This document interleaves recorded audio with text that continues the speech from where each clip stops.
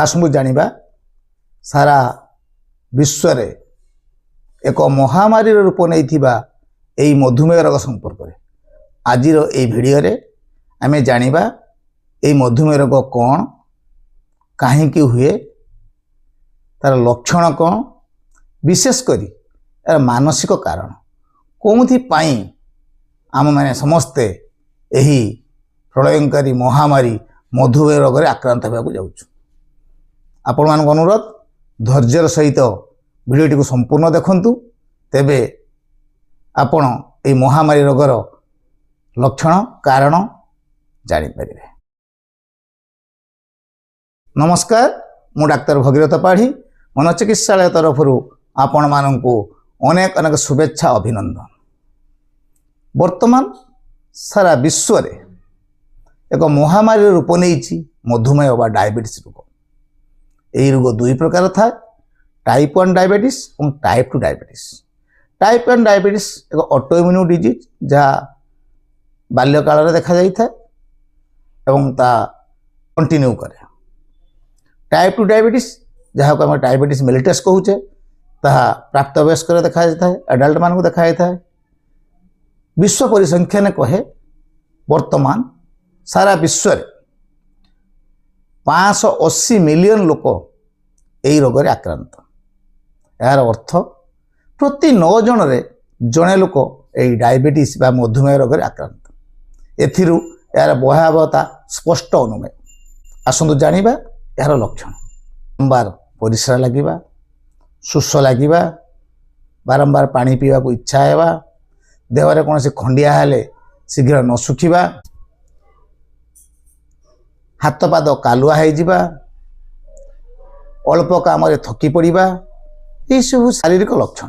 यही लक्षण देखाले आम डाक्तर को परामर्श करिथाउ एवं डाक्तर परामर्श क्रमे परीक्षा करी फास्टिंग ब्लड सुगर, पीपीवीएस खाई सारिया पर सुगर और HbA1c जहाँ 3 मास ग्लुकोज को आमको जन था। परीक्षा पर डाक्तर निश्चित करते जे आम डायबिटीज रोग आक्रांत कि ना एवं डाक्तर को परामर्श क्रमे आम औषध सेवन करिथा। आधुनिक चिकित्सा विज्ञान अनुजाई एक लाइफस्टाइल डिजीज। थरे आरंभ हेले जीवन शेष पर्यंत औषध खाइबा आमको प्रथम सचेतन होगा पड़ो। यार कारण को जानवा पड़ो। कारण को आम न जानी लक्षण को चिकित्सा करवा ए रोग के संपूर्ण भल हो पार ना। यार मुख्य कारण एक नंबर वंशानुक्रमिक आगुर आम पूर्वपुरुष क्या अच्छी तेज आमको हबार चान्स अच्छी। द्वितीय सेडेंटरी लाइफ, आमर परिश्रम कमी जाऊँगी, आम बसी बसी ऑफिस रे काम करुचे, चल प्रचल बेसी नहीं, शारीरिक परिश्रम अभाव योग व्यायाम अभाव तापाई ए रोग होता है। विशेषकर आज आलोचना मानसिक कारण जहाँ को मनोचिकित्सालय सब बड़े गुरुत्व दे था। आगुरी कही आज भी कहूँ प्रत्येक रोगर एक मानसिक कारण अच्छी। मानसिक स्तर रे से कारण सृष्टि हुए एवं शारीरिक स्तर रे तार लक्षण प्रकाश पाए। जेतेबेले मनीष जीवनर मिठा कमी जाए बा जीवनर स्वीटनेस किसी रहे ना, आम अनुभव करी ए जीवन मूल्यहीन, ए जीवन आ बंचार किसी आनंद ना, से समय रे आमको यही भावना जिते बहुत दिन धरी आम मन भीतर रहे, निरसता भरी जाए, जीवन में आनंद उल्लास आम हरई बसी, तार किछि दिन पर आमे यही डायबिटीज रोग आक्रांत है।